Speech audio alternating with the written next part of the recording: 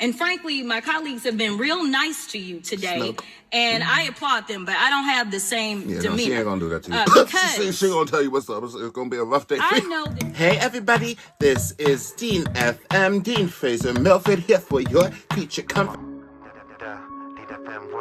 And today, I wanted to do another reaction video.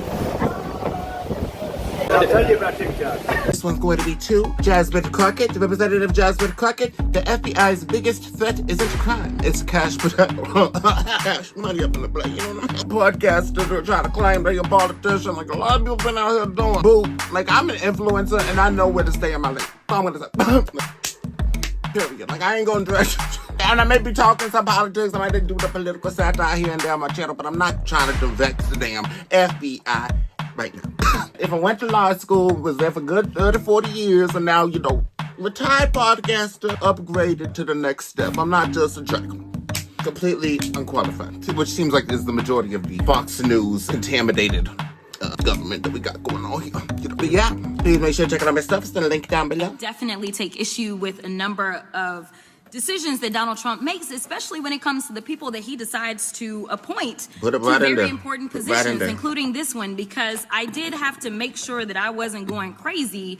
But when I say that you are the least qualified FBI director in the history of the FBI, that is real, because you are the only one that never even served with the FBI prior to joining.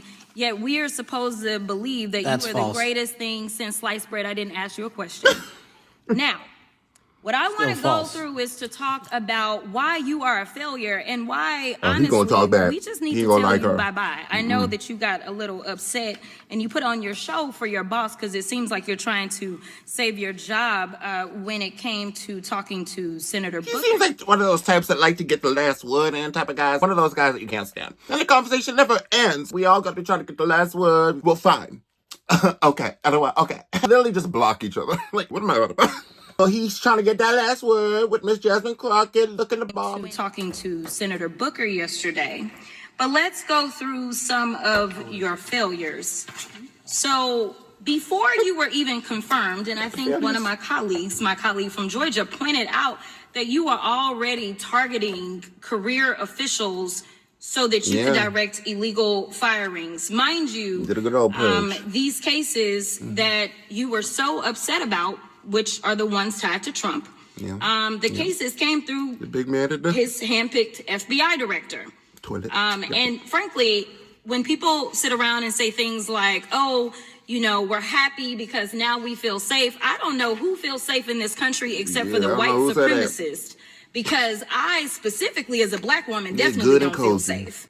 And frankly, my colleagues have been real nice to you today, and I applaud them, but I don't have the same demeanor. No, she ain't gonna do that to you. Because she gonna tell you what's up. It's gonna be a rough day. I know that multiple colleagues on this side of the aisle have faced death threats.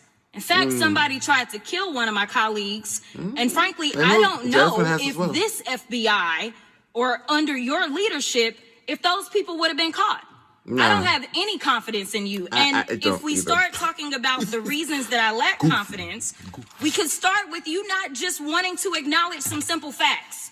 Simple facts like the vast majority of the threats are coming from right-wing extremism. And I know my colleagues have tried to stress this, but I decided that I would maybe do it in a different way. Number one, I have a couple of UCs. Kim Buck, one of multiple Republicans receiving death threats for voting against Jim Jordan as House Speaker. Without objection. Another one, Republican lawmaker says she received death threats after voting against Jim Jordan in Speaker's race. Without objection. In addition, there was another one from another colleague who now is leaving Congress because they said that they were calling his wife anonymously and threatening her life to the extent that she ended up sleeping with a firearm. Neither side deserves that. Neither. Without objection. Okay. Don't go out there doing that. So here's the deal. How are we supposed to have confidence when you're sitting up here telling the Senate yesterday that it will take you 14 years before you can get the FBI fully staffed to do their jobs. You're also now redirecting resources so that they can go and play ICE agents on the streets. You're getting rid of your most qualified people. And even when it came down to somebody that you consider to be a friend, you were posted up having some fancy dinner to the extent that you posted not only once erroneously, you posted twice erroneously as it relates to catching somebody, and then you want to go and say, let me take a victory lap. Because honestly, if it wasn't for parents deciding that they were going to turn in their child, it seems like y'all wouldn't have got there. Yeah. Even though he literally confessed online. So I'm confused about what it is that the FBI is doing, except for trying to put on a show for The Apprentice, or whatever you want to call it. We're talking about the shooter of Charlie Kirk. The day after all of this took place, there was domestic terrorism that was taking place at HBCUs. They were targeted. Yet I didn't hear anything from the FBI about what was going on. And again, black people kept saying, how did we end up in this? Because the numbers are so very clear that white supremacy is a problem. And honestly, I've not heard anything out of you today that makes me believe that you're going to do anything about the white supremacy problem. The one that is leading to children being killed, children being shot, as well as members of their community as they're worshiping in their churches. Everybody's just like, I don't want to get involved.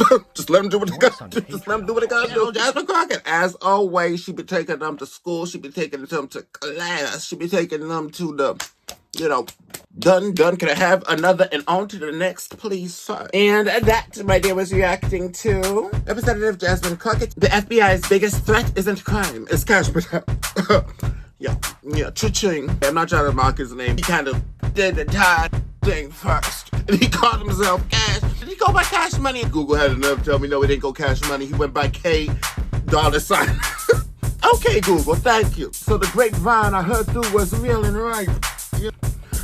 I hope you have a nice day. I'll talk to you later. Bye-bye.